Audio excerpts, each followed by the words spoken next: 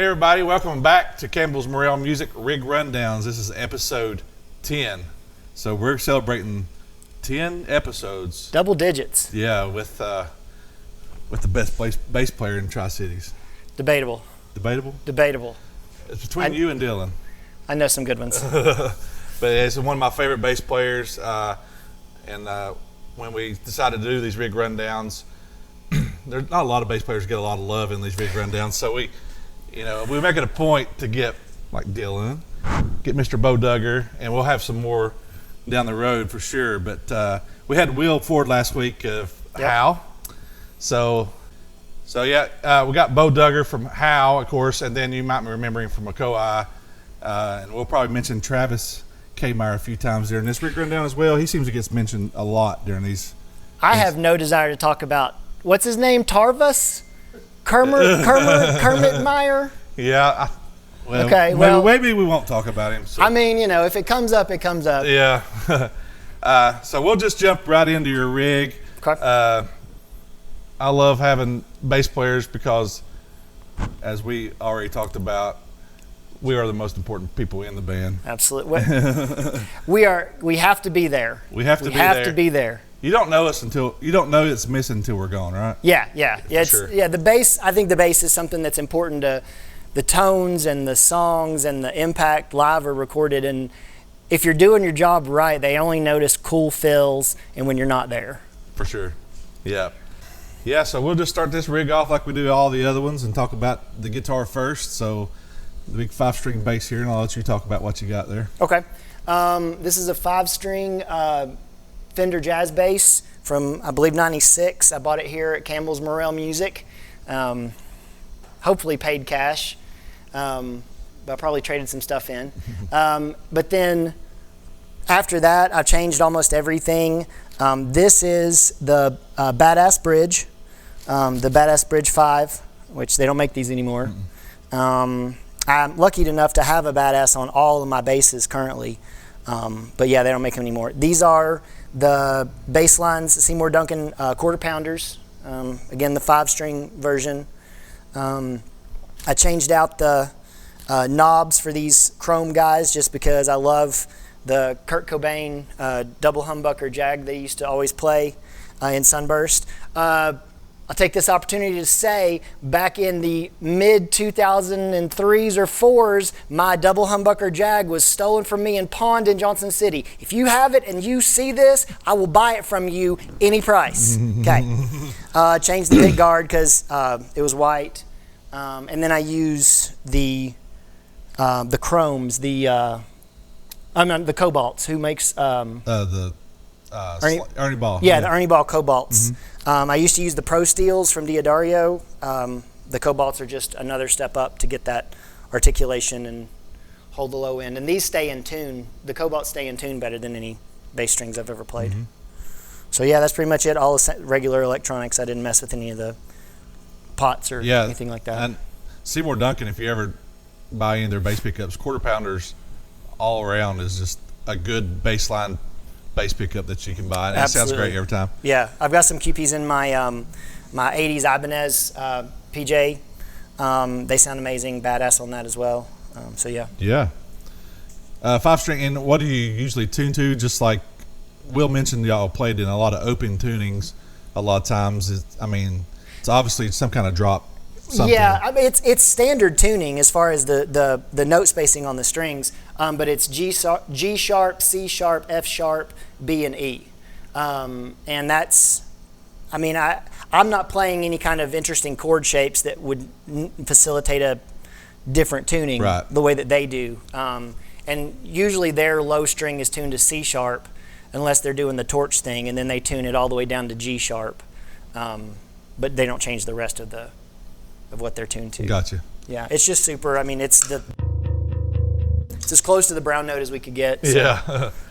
Yeah, super low and growly. So, yeah, out of that, and seems like you have your pedal board set up like most people with the tuner first. Yeah, absolutely. Well, I want to be able to cut it. I want to be able to cut it off completely, but I've got a delay pedal.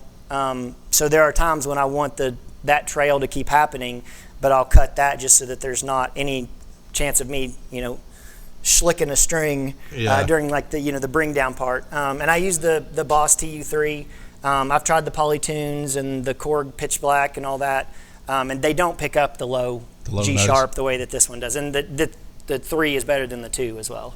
Yeah, I've noticed that as well. Playing like the low notes on other tuners, have a hard time reading for sure. Out of the tuner, you're going to. Out of the tuner, I'm into the Cali 76 compact bass compressor by Origin Effects. I used to have the regular compressor, and then they came out with the bass. Again, it's just, it works the best. It sounds the best. It's a very high quality pedal. Always on?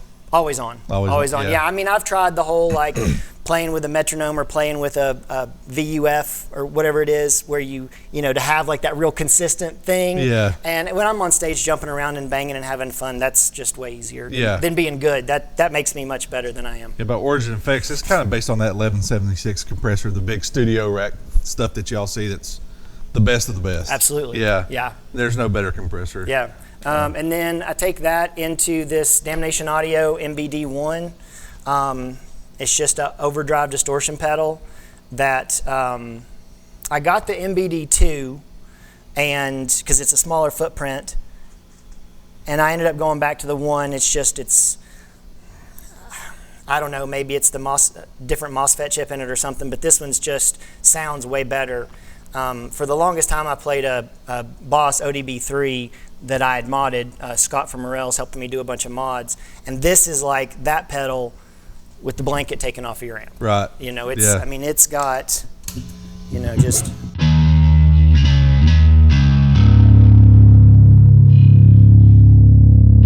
It's. Oh yeah. It's awesome. Gnarly. Yeah, it sets that foundation like we're talking about. And not muddy at all. So like you said, the Boss, the mids kind of jump up in there and maybe muddy up your tone, but that one's clear as a bell. Yeah. And then the MXR Bass Chorus Deluxe, which it also has a flanger option that I use. What I love about this one is it's got a crossover button on it. And so what that does basically is you got the lower frequencies that typically on most of your modulation pedals, they're going to hit that. Mm-hmm. But with the MXR, you hit the crossover switch and it takes the modulation off of those super low end frequencies. And so then you're able to play like if you want to use the flanger, we do a thing where I'm just playing chords underneath.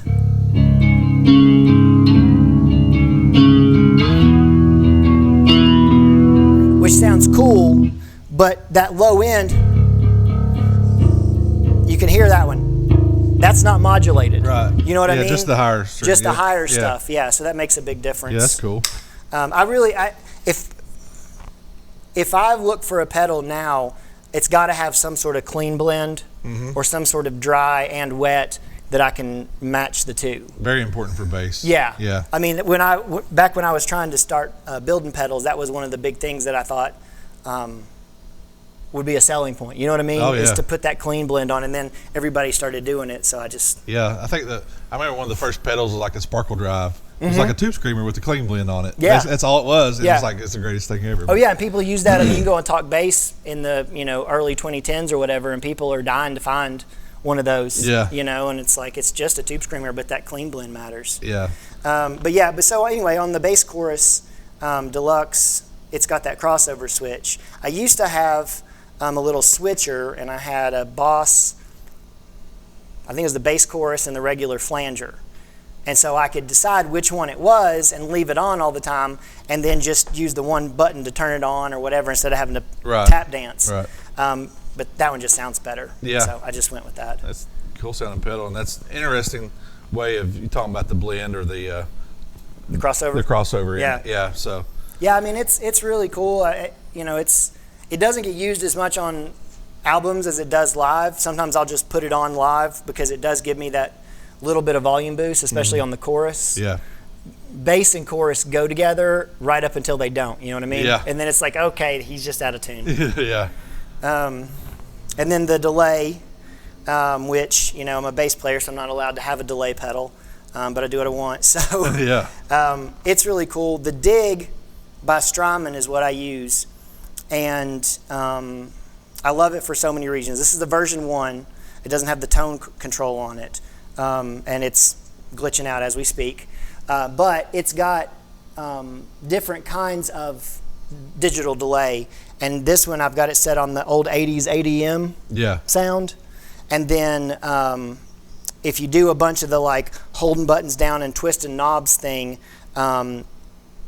again, you can do this thing with the low end where every time it repeats, it cuts off some of the low end. Low frequencies, yeah. Yeah, so like if you hit something, those repeats are going underneath while you do something else, it doesn't muddy it up as much.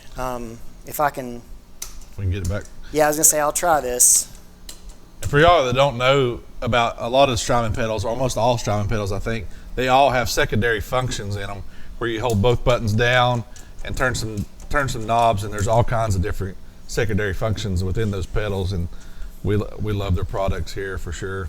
Yeah, I think I'm going to end up getting a Strymon power supply to replace the Voodoo Labs, because that thing's probably... Could be the power. I mean, it might be older than this bass, I don't know. Let me see what I got here.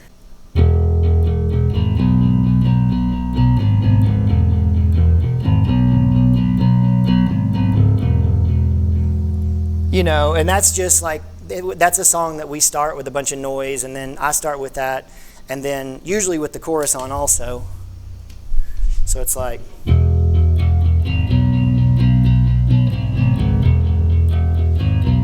You know, and then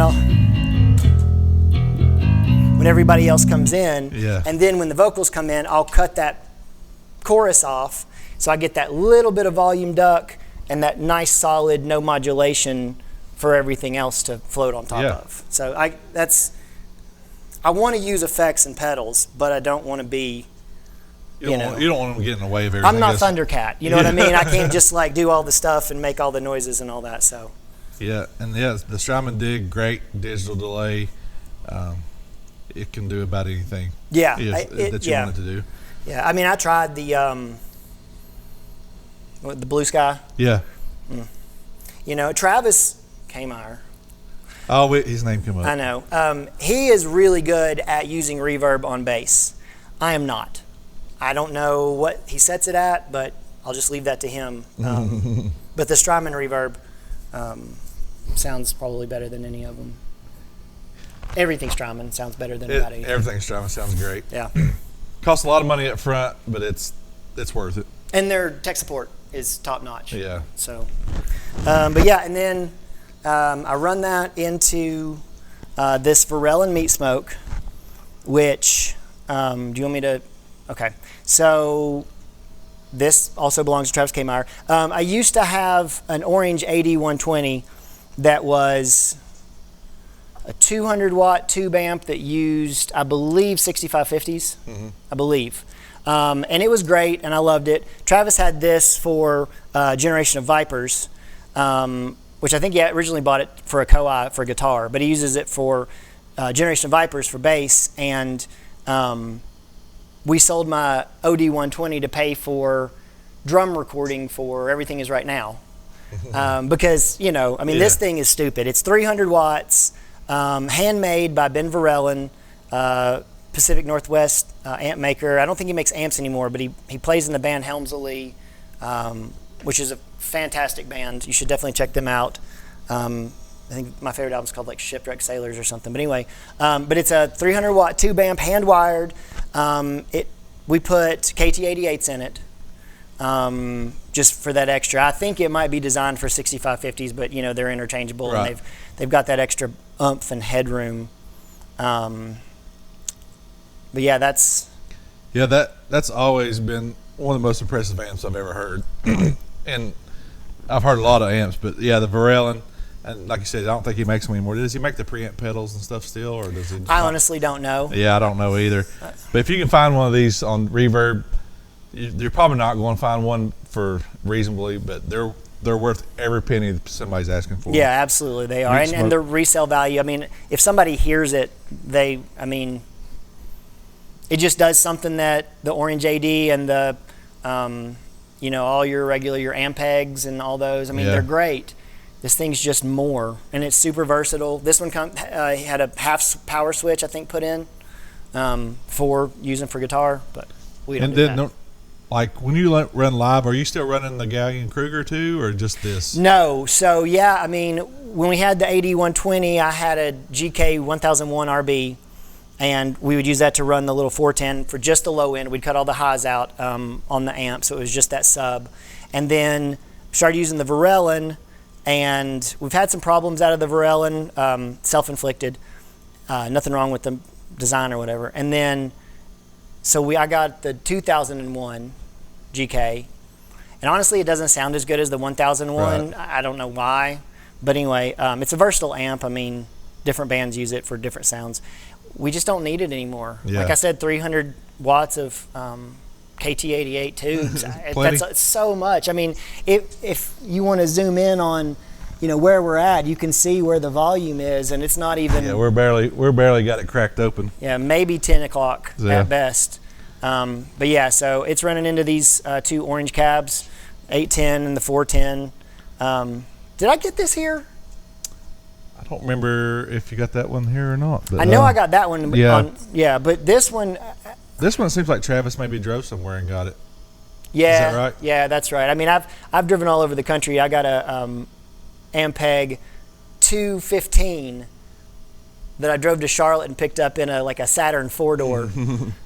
But yeah, I almost have everything I'll ever want. It's been so long since I've gotten a new pedal or amp or anything that I needed to change. Yeah, don't change what works, right? Yeah, but it's a crappy feeling because I don't I really want new pedals, and I don't know. But yeah, anyway, so that's and these are just factory speakers. There's nothing. They're just probably Eminence, I would guess. And these oranges are solid built, but they're a little bit smaller than the SVT cabs. Mm-hmm.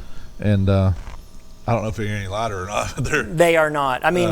No, I think that this weighs the same or more than the SVT, 810. Yeah. The Morrell in itself is 90 pounds.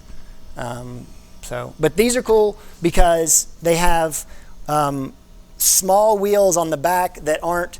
It's not a slant on the back. They're actually built in, so you can really get it up against the curb. And then on the front, there's two handles that they retract back in. So when you kick it back and you're going somewhere to get over a curb, your buddy can just pick it up, with the handles. He's not having to get up underneath it and break his fingers and stuff like that. So whoever designed the cabinet has probably moved a few of these. Yeah. You can tell that it's made by a bass player that understands, what you're dealing with.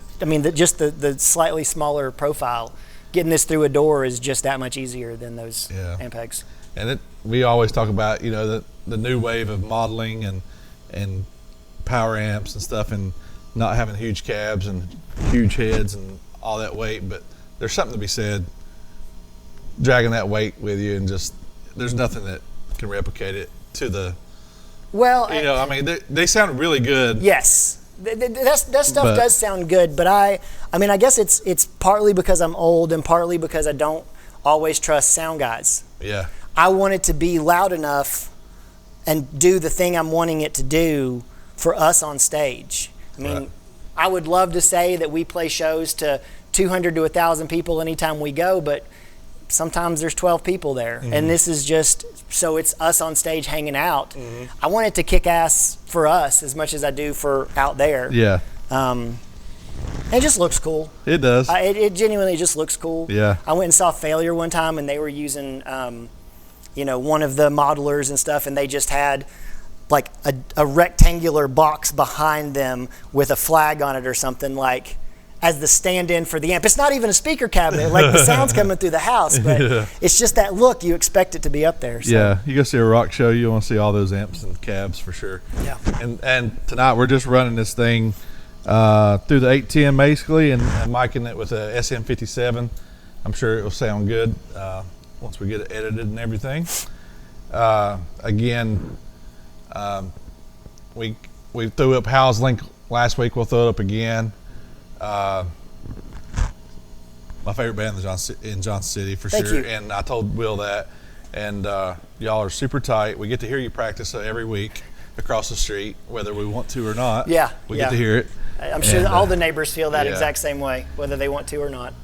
We came here tonight to make fun of Bo's pedalboard, but like it's really usable, and he does use them tastefully, as Will said. Well, thank you very much. I mean, any bass player that shows up with a pedalboard risks the wrath of risks ridicule. I get it every week from my band, so yeah. Yeah. I mean, the funny thing is a lot of those pedals, like that was my wah pedal on Will's board. Y'all basically just swapped pedal boards. That was my Pog on Wes's board.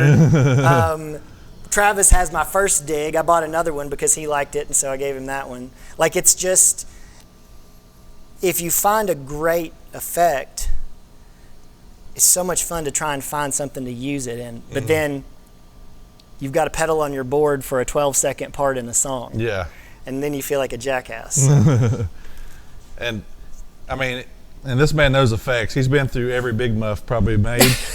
So, and he can tell you anything about the history of them. And me and him have a similar liking to the big muff pedals and the construction and the design of pedals for sure. Yeah, I love that circuit. You can do so much with it. Was it the Bluebeard? The Sunny Bluebeard? Sunny Bluebeard. Yeah, Sanford and Sunny Bluebeard, yeah. It's probably one of our favorites. Yeah, right? I mean, that's an amazing one. Which I don't remember now. Which is that? It's not a green muff. It was a Russian muff, like the Black Russian. Yeah, I think so, and just a little bit of mod to it. And, when we had Dylan on here, he did the design for the Actronics. Yeah, those Rotten look really Sorcerer, cool. but it's basically a Civil War era. Oh yeah, big that's muff, nice. so, Yeah, I'm a big fan of the green ones, the tall font especially. The bubble font is just not what I like. But if you're looking for an affordable muff, for sure check out the Wren and Cuff tall font. Yes. Wren and Cuff. Wren and Cuff. Yes. Yeah. Or Ponomarev, which is like a really hard to find hand wired one. They make a green and they make a Black Russian clone. He does like a little few small runs on reverb every now and again. You got to look for them on reverb. Most of it goes to charity, but that's the best. That is hands down the best green clone I've ever owned. Travis uses it in GOV. Yeah. I tried it, but again, this MBD one it just does what you want. It does exactly what I want. Yeah, there's no fooling with it, and I'm done chasing dirt. And I know in a lot of players, I've noticed you got all your settings there marked, so you can go right back to absolutely where you're at, because we're all idiots. And with the studio, I mean, this is communal, communal use. I mean, I know that Travis uses this some, and he sets it totally different. Yeah. So yeah, you gotta set those, because I'll never remember it, and my ear's different every single day. So. Yeah. So again, like last week, y'all go check out HAAL if you have not yet. Download everything they've got. I promise you will like it. Thank you. And I guess we'll just, if you want to play a few things and whatever you want to play, you can play some Red Hot Chili Pepper covers or something. Or I don't think I'm already a karaoke Red Hot Chili Peppers jukebox for those assholes. So I think I'll just play house songs. Okay.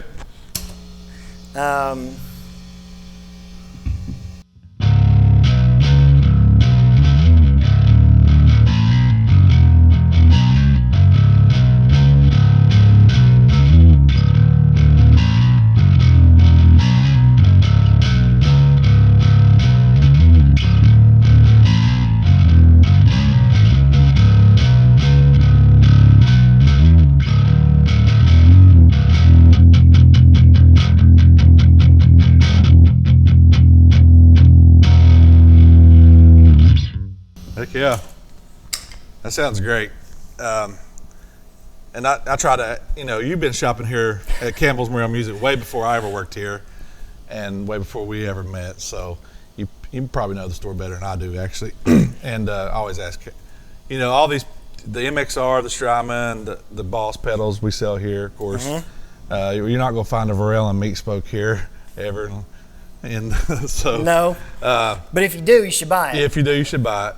If he hasn't seen it first. Yeah, and I know Dave appreciates you showing up and doing this rig rundown. This series is really taking off, and we've got a lot of people interested in it, and it seems to be a good thing to promote local bands and local music. And absolutely. Well, during the pandemic, I saw several bands doing this for themselves, and I wanted the chance to do this because people do ask us a lot at shows about our stuff. Mm-hmm. And I'm so glad that you guys are doing this and shining a light on more than just, us doing it for ourselves. Right. And if you don't, obviously if you're watching this, you probably already do, but if you don't shop at Campbell's Morrell for everything you possibly can, you're making a mistake. Dave's the nicest guy on the planet. Everybody that works here has always been over backwards to help us, get us everything that we possibly could, really understanding if we're really trying to get something and, setting us up, with some trade options or some, layaway options, although they probably don't want me saying that, but they're really nice, sweet people. Whether it's just, our sticks and our strings, all the way to, cymbals that need to be replaced. We come here first. I'm not going to Guitar Center unless it's Sunday, because y'all are closed on Sunday and they do have cobalts, but that's about it. Yeah, we did speak last week about sticks and cymbals. Kevin coming in here because he breaks a lot of them. Yeah, he meat plows those cymbals to death, and we like to reiterate that Kevin loves to be asked about his time with Whitechapel. Absolutely. I think he's afraid to say that Kevin from Whitechapel Lane is his preferred way of being introduced. So, if he ever shows up at your house and you got to introduce him to your wife or your kid, it's Kevin from Whitechapel Lane. We definitely had to throw that in there. Absolutely. Yeah, for Absolutely. Sure. Again, I love doing these things, and I love doing them with bass players because you can't have a band without a bass player. And thank you again, Bo, for joining us, and we really appreciate you doing this. And we'll just roll on out of here.